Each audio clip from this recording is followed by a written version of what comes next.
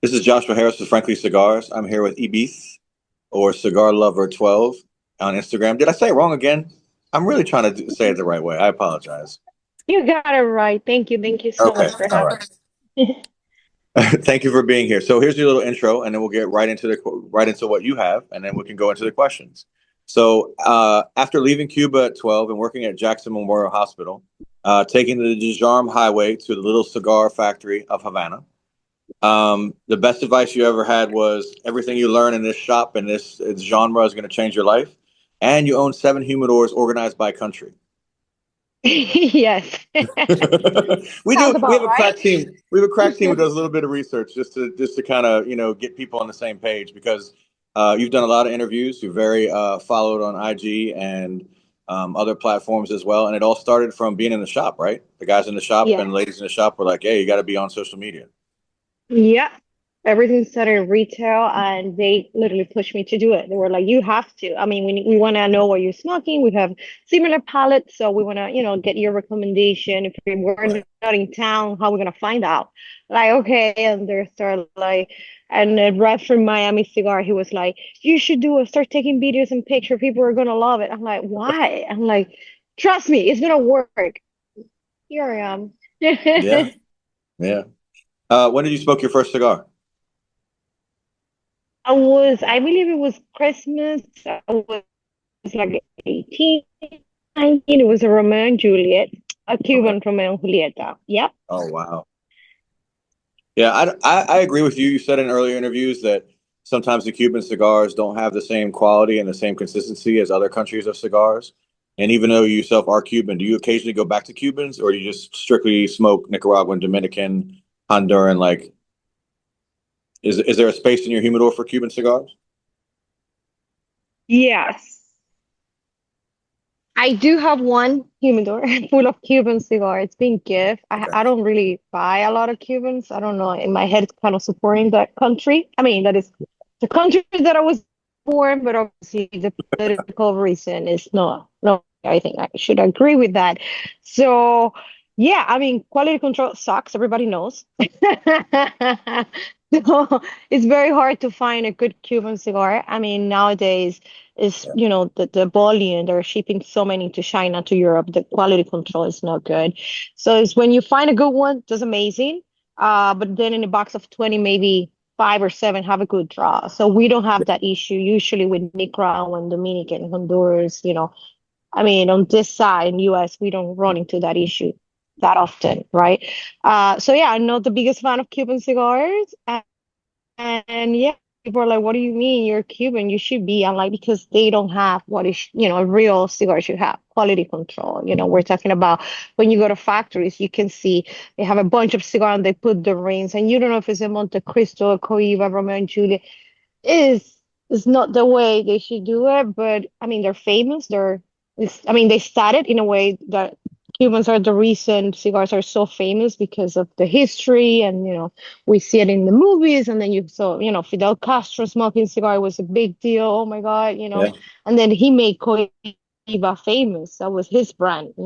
So it's a lot of history. We have to respect that, but it doesn't mean Cuban cigars are good anymore. They used Yeah. to be, and if everything change, hopefully one day, maybe we can make it right. Yeah. That would be great. Do you have a favorite drink to pair with your cigar? Is there a go-to? I do. I do. I mean, I'm a big Scotch. I prefer Scotch, but when it comes to cigars, I would do bourbon because of the Okay. sweetness. It brings open up for me. It works better. I would say bourbon with cigars or tea when I'm not drinking. So I Really? love tea. I don't do Okay. coffee.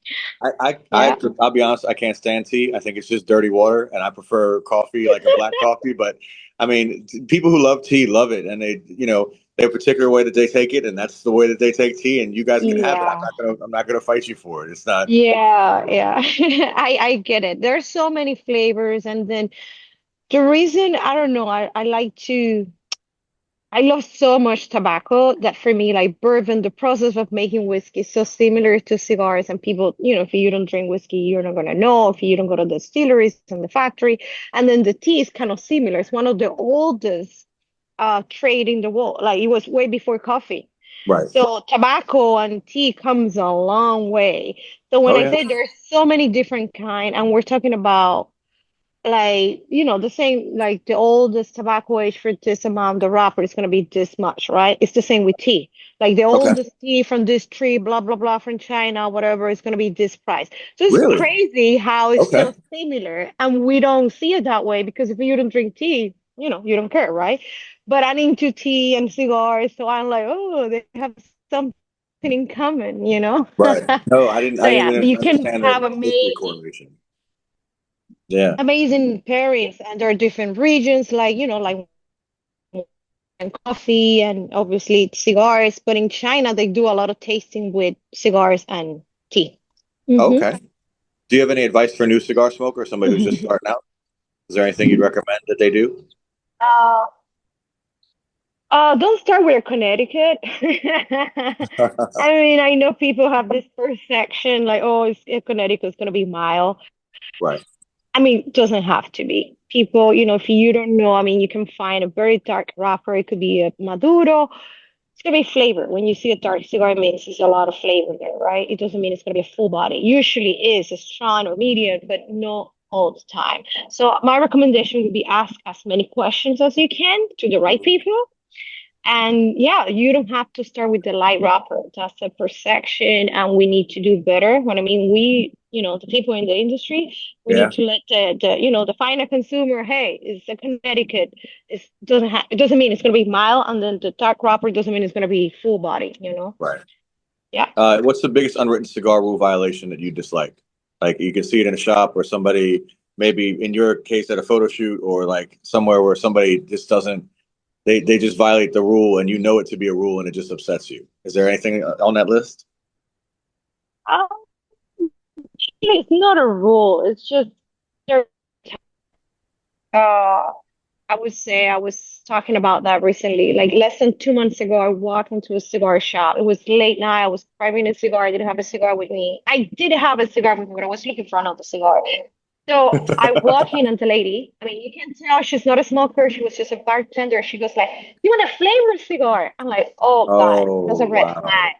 For Yeah. me, I was so mad. And then I was like, "No, it's okay. Let me take a look." And then she goes, "Oh, I can recommend a mild cigar." I'm like, "Oh my God. This is getting better." Mm, No, it's yeah. not a rule, but I believe you shouldn't judge people by the look. I mean, if Yeah. you're an old man, I'm not gonna assume you're like you are. You know what I mean? Right. Like, it's not. You can be any race, any age, I mean, gender. You don't have to assume it's gonna be flavor, or have to be a full body, or have to be Davidoff. You know what I mean? Like that is something we need to work on it. And I hate that. And it happens all the time. And we don't get any better because the owners, they need to train the staff. Right. And You don't judge the book by its covers. You cannot go like, oh, you're a female. Okay, mild flavor cigar. You got well, and then there's no this. accountability because that customer might not come back. And so you don't know that you've done wrong by them because they don't come back and they don't become a regular, but that's the missed opportunity. The opportunity is to engage them and find out what Absolutely. they had to eat and find out what their tendencies are. Do they like tea? Do they like coffee? Do they drink bourbon? And Absolutely. then you can Yes, kind of recommend yes. a better thing. What was the moment Which when you is the felt like a real go ahead. I'm sorry. No, no, no. I was saying the question should be like, hey, what do you like to smoke? Like, Right. hey, you should try this, because you look like a big guy. You can handle a full body. Come on. I just wanted to set up that you and I get a quarter for every time a big biker guy smokes like a blondie. Every time he comes in and smokes like a blondie, that you and I would get a quarter, and we just go to the bank and see this account just rising and rising as far as money, and then we Exactly. wouldn't have to do this anymore because we could just get What was the moment you felt like a real cigar smoker? What was the moment where you were like, okay, I really am a cigar smoker? Exactly. Um, No, no, I was asking. okay, okay, okay. Honestly, that's a very good question. And I've been in the industry now for 15 years. And actually, I came out with my own brand, Pangea. Pangea is my baby. I released a brand like 4 months ago with my business partner, Anna. And when we were smoking the Connecticut, I usually don't smoke until here because I don't know. Past the ring, I remove it, I throw it away. I don't care if it is a $500 cigar. I'm done. It's enough nicotine for me. I'm done, right? Right. We were working. I was smoking the Connecticut. And then I realized I removed the ring. I keep we keep talking, working on that, and just see, it's until here. I'm like, shit, I gotta burn my Wow. finger, right? So Uh, that moment, I look at her and I'm like, shit, this is good. We did it. And she's like, what do you mean? Of course we did it. I'm like, no, no, no. Like, I'm smoking a cigar until here. I had just, that moment, I right. felt like, okay, not like a real cigar smoker. I feel like I did something good and giving Yeah. back to the cigar industry in a way that is so good that I truly Yeah. believe this is one of the best cigar I ever had. And that moment was special. And Well, that's then kind you of answered answer your question. the next I think, question too. No, but you answered the next question because the next question was the last cigar that surprised you, and so that Pangea, that Connecticut, is the one that surprised oh, you. So then, what's your favorite yeah. Yeah, cigar? because Do I you have hate Connecticut. do you have a I favorite hate cigar? Connecticut. Oh, I It have can too be many. I have, it can be one of your own. It uh, can be no, it's just honestly, it's like, like, hey, what's your favorite child? I have two doggies and I know I have a favorite, but I don't want to say it out loud. and you don't say and you don't say it But, to them at all. y- no, I mean, it depends. No, It's but okay. We can say the honestly, cigar you're smoking right right now. now, my favorite cigar, I would say I love this one. The number 12, the Pangea number 12. I'm a Okay. huge fan of Placencia. Everybody knows that. The Alma Forte, Salomon, just top notch for me. For me, Oh, that's one of yeah, the it's a great cigar. best cigar. It is a And great cigar. I have to say, way back from like since they came out with the David of Nicaraguan, the Yes. Diadema. Oh, I don't know why I love that blend so much. I love it. I love it. And that's been one of my top favorites for a long time. So I know you asked for one, but I have three No, babies, I no. guess. The correct answer is the answer that you give, and that's the great thing about Frankie Cigars is we ask the same 10 questions to everybody. So you and Leroy from ATL and Ricky Rodriguez from West Tampa, you guys get asked the same questions, and the difference is you're answering. So we're outside and we have somebody cutting trees. So I'm going to try and in between the tree cutting ask you these questions. What's your favorite accessory? Is there an accessory that you can't live without? Honestly, I don't have one, but I would say maybe a straight cutter, like Okay.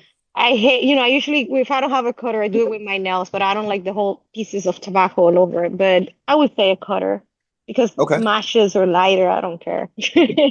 Have you ever met anyone in the cigar industry that you were epically impressed by? Ooh, there's a Is there lot of somebody? people out there, but Yeah.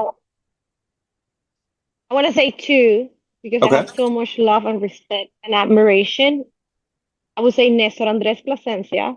Oh yeah. He's a rock star. He's amazing.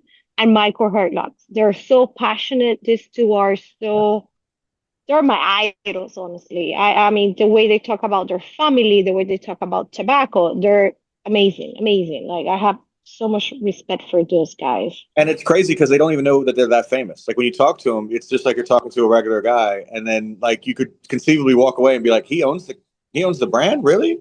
Like he does all this, They're and like so humble. I think yeah, that's why I love both so much. They're humble, they're passionate, they're so family oriented. So right. it's a full, and like I mean, I think they're great. They're great. Yeah. All right, well you've done great. We avoided the tree cutting in the background, I think. And the last question is there anything you want to ask me? Hmm. I do have a question. Do you prefer Nicaraguan cigars or Dominican? You know what's really crazy about that question? I normally would say I prefer Nicaraguan cigars because I believe that when I was first coming up, my first cigar was a Padron 4000. I love everything Plasencia and my father and those Nicaraguan like kind of stalwart companies do. But I enjoy Fuente. I love the Hemingways in the Fuente line. And I've just recently gotten into some Costa Rican tobacco, some of those cigars, some revisited some of the Mexican cigars, and I enjoy those textures and those tastes. It's almost like going to a buffet and they're like, oh, we changed what we cook it in. And it just has that little bit of difference to it. But I think if I had to choose between Nicaraguan and Dominican, I would choose Nicaraguan. But I do enjoy Dominican. That is a tough one. There's some Dominican taste that you just Yeah. don't get in Nicaragua and vice versa too. So I agree. I agree. It's like cooking. I always say, because first cigar with, cooking, there are so many elements Yeah. you can use, right? But there's so many regions, and people should know that. I mean, like, I love Honduran tobacco. Like, Right. I love anything from Honduras. I don't know why. I mean, it's something like anything that comes from Honduras is like, oh my God, I love it, But then Right. I would say Nicaragua too. I agree with you. Well, Yes. So thank you thank very you. much for thank you very Oh, much for joining us today. If you want to follow her, you can follow her at Cigar Lover 12. And actually, the coolest part is Cigar Lover 12 is because the shop picked the name for you, and 12 is when you left Cuba. yes. That's Mhm. incredible. That is such a historical like sapling of your stories. It ties it right Yeah. back to that, and that's just Yeah. amazing. Thank you so much for joining us today, and Thank I really you. appreciate the time. Thanks. Thank you. Bye bye. Have a All right. great Bye. day.